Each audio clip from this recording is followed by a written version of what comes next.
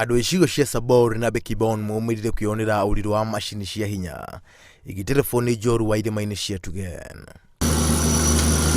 It's a way for us to get out of our normal routine. Some of us are working almost every day, and this is the best way to go. So we mark this in our calendars. Usually it's around 1st June. And usually it is something that is there. You know they are going to go for it every year. No mwago wa ihenya rĩrĩ ugarurukire o rimwe rĩrĩa njũkĩ ciũmbũrũrũkire na maruru. Thutha wa mwatũ wacio kũmũrũrwo nĩ ndereba ihinda na ihenya-inĩ.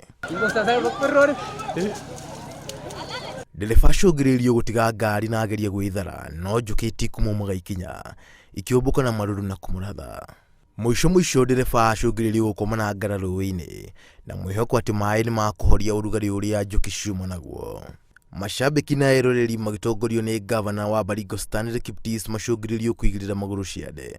O mũndũ agĩthera ndakae kũrathwo, amwe ao makĩhitha matikae kuoneka nĩ njũkĩ. This will be a story for hundreds of people for many years.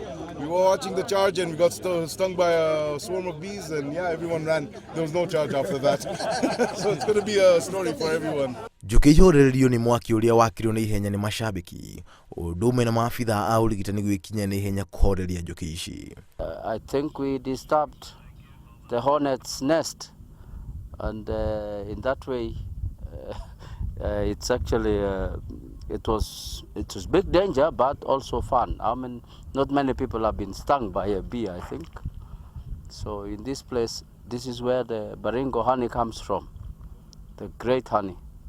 Thutha wa arĩa makũrathĩtwo kũhonia nguraro, ihenya rĩacokereria na ũrugarĩ mũnene. Matereba mauma na ihinda iritũ mũthenya-inĩ wa mbere wa ihenya, no gũkiuma na mahinda ma gũcanjamũra mashabiki na wonania wa ũnyabara wa matereba. Rũciũ nĩ rĩo ihenya rĩgatirihwo na mbeca iria irogotagwo na kũhũthũ ihenya-inĩ itũmĩkaga kũgacĩrithia marĩa matũrigicĩirie. Ngĩribotera Inooro TV njĩtagwo John Kata wa Njohi.